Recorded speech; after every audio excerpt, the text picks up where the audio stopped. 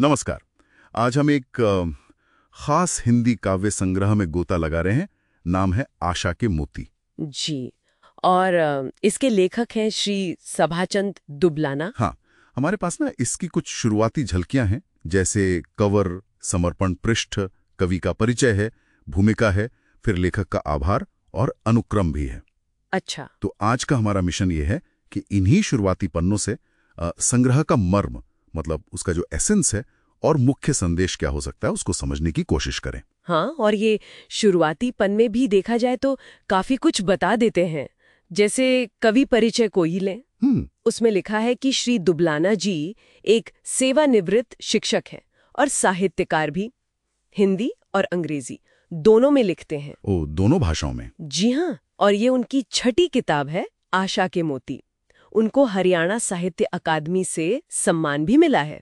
तो मतलब अनुभव तो साफ छलकता है। बिल्कुल, अनुभव तो है। अच्छा, किताब खोलते ही सबसे पहले नजर जाती है समर्पण पर। समर्पण। ये किताब लेखक ने अपने पिता शहीद श्री गहाड़ सिंह जी को समर्पित की है। वो 1965 के भारत पाक युद्ध में वीर गति को प्राप्त हुए थे। ओह। ये सिर्फ एक वाक्य नहीं है। मुझे लगता है ये पूरी किताब के भाव को कहीं ना कहीं तय करता है। सही कहा।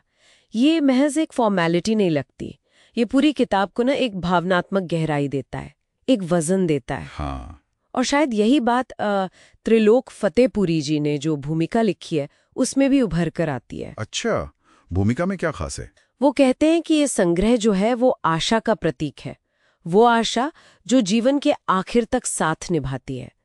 तो हो सकता है इस आशा की नींव कहीं न कहीं उस व्यक्तिगत त्याग और बलिदान में हो जिसका जिक्र समर्पण में है। ये तो गहरा कनेक्शन है। भूमिका में और किन विषयों का जिक्र है?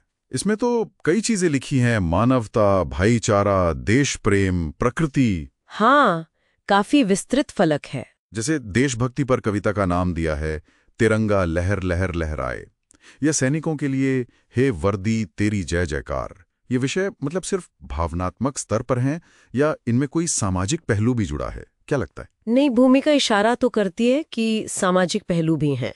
जैसे एक कविता है कुल ज्योति। हाँ, उसका जिक्र सामाजिक कटाक्ष के तौर पर किया गया है। बिल्कुल। फिर मानवीय संवेदनाएं तो हैं ही। प्यारी प्यारी हिंदी में भाषा का प्रेम है, गूंगी बाला में सहानुभूति दिखती है, गौरवमयी ताकत है नारी में रिश्तों का सम्मान है, और पत्नी विरह भी है, वियोग का भाव। वियोग भी है। तो ऐसा लगता है कि कवि ने एक शिक्षक होने के नाते शायद जीवन के लगभग हर रंग को, समाज के हर पहलू को छूने की कोशिश की है। हाँ, ये दिलचस्प है।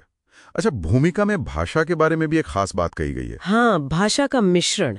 वही, इसमें तत्सम शब्द हैं, यानी संस्कृत वाले शब्द, साथ ही उर्दू फारसी के शब्द भी हैं, और खास तौर पर हरियाणवी लोक भाषा के शब्द भी इस्तेमाल हुए हैं, जैसे मेटन, बरखा, हाड़। यस। ये मिश्रण थोड़ा अलग नहीं है? मतलब आमतौर पर ऐसा कम देखने को मिलता है। अलग जरूर है, पर शायद यही इसकी खूबसूरती है, इसकी खासियत हो सकती है। कैसे? ये दिखाता है कि साहित्य अपनी जड़ों से कैसे जुड़ सकता है।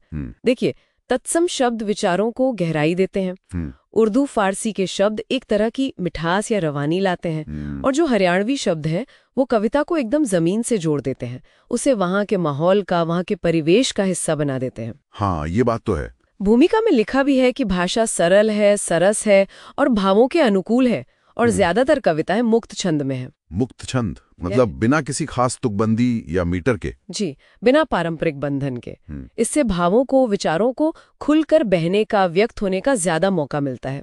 इसका मतलब ये हुआ कि भाषा की ये जो विविधता है, ये मिक्सचर जो है, ये जानबूझकर इस्तेमाल किया गया है ताकि गहरे विचार भी आम पाठक तक आसानी से पहुंच सकें। बिल्कुल, मुझे तो यही लगता है। और लेखक खुद भी अपने आभार वाले हिस्से में कहते हैं भी जीवन का मर्म समझने के लिए विचारों में संतुलन जरूरी है। अच्छा। और वो अपने अनुभव समाज को देना चाहते हैं।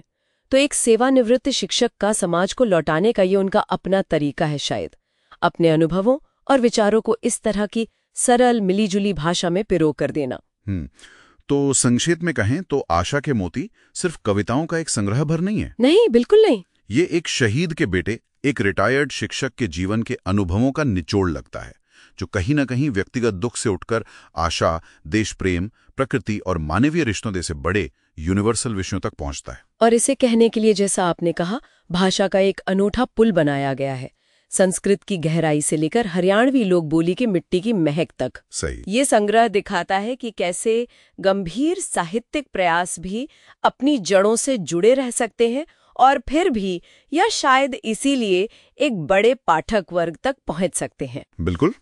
तो चलिए आज की बातचीत को यहाँ रोकते हुए सुनने वालों के लिए एक विचार छोड़ जाते हैं। जी। सोचिएगा जरूर कि साहित्य में स्थानीय बोलियों और शब्दों का प्रयोग किस तरह हमारी राष्ट्रीय भाषा और संस्कृति को सिर्फ समृद्धि नहीं, बल्कि ज्यादा प्रामाणिक, ज्यादा जीवंत बना सकता है।